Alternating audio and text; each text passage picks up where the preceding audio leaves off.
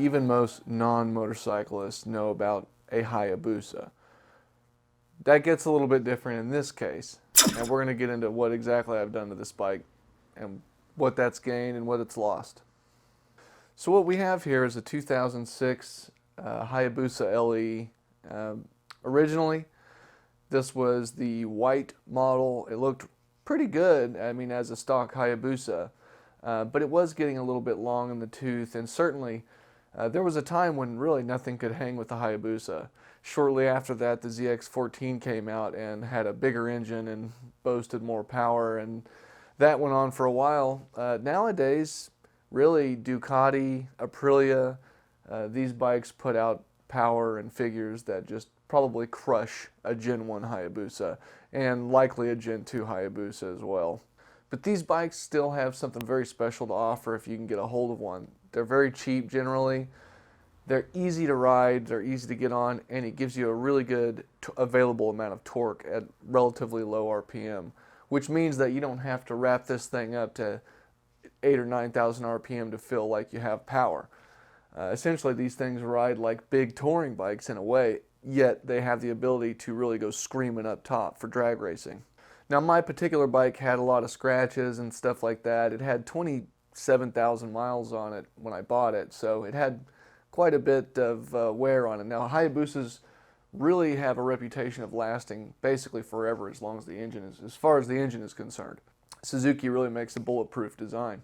So, after one winter of boredom in the Northwest United States, stuck in the garage all winter, I just got to taking stuff off the bike, and I started to really like what was underneath the machine, underneath all that plastic. So I started looking up online, and of course everyone knows the Ghost Rider guy. He's the famous guy who took a Hayabusa and reframed it and made it naked, and I think 400 horsepower or something insane with a turbocharger.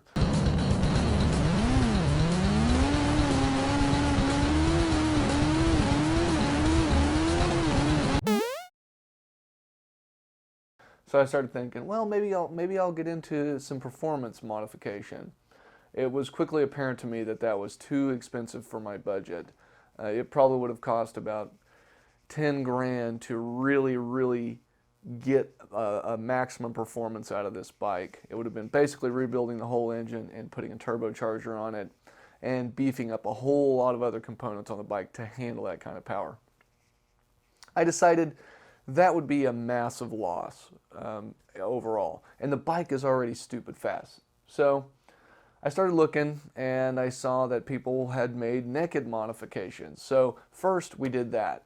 I'll show you here. It was pretty fun to ride like that, and I kept it that way for about a year, but I decided that I really wanted the bike to have a little bit more elegance and something that would look nice, essentially, something that I could maybe even show. So I got with my buddy Alex. He's got a channel, AM Custom. Check him out. I'll post a link here.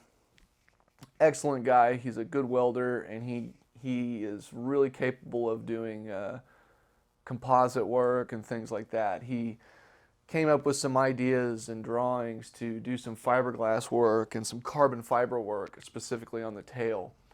So overall, what we've got is a bike that's 80 pounds lighter than it was when we started. So this Hayabusa weighs in around what a 1,000cc bike weighed at the time of this bike. Of course, every bike is lighter now in 2020. This is, you know, 14 years old, so the material technology has advanced. But what you're getting now is an insane amount of power right off the get-go. So what you have lost with this machine being cut down like this is an incredible 0 to 100 range. It's much snappier feeling. The steering is much quicker.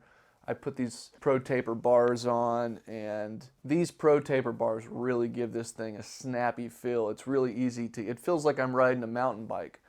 And around the corners, this thing's really lively now.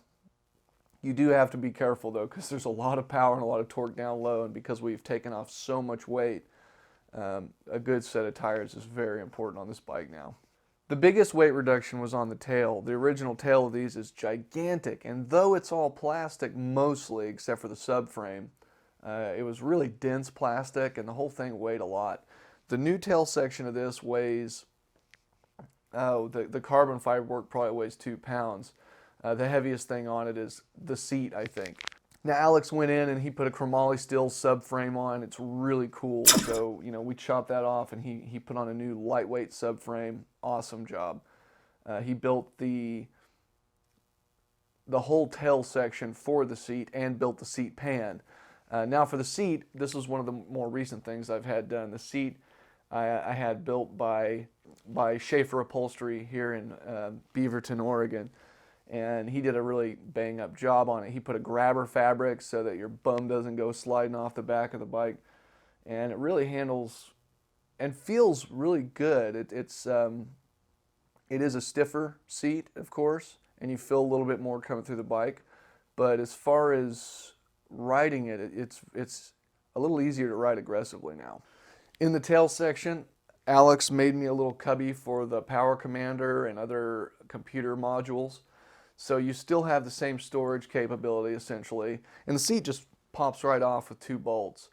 One other added benefit to this is this bike is super accessible very easily. There's 4 bolts for this shroud, the shroud here that covers the wiring.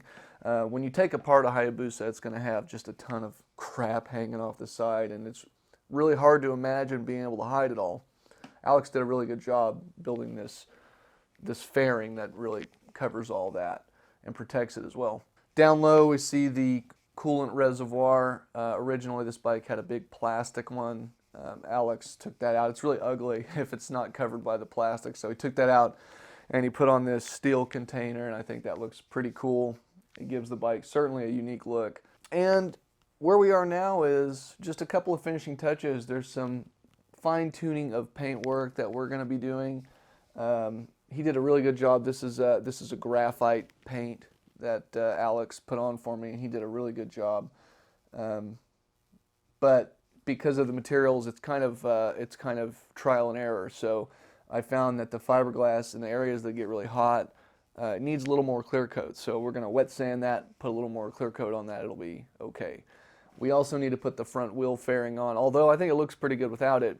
The problem is out here when the roads are wet, it slings water up like crazy and basically blinds you. We decided to keep the original gauge cluster.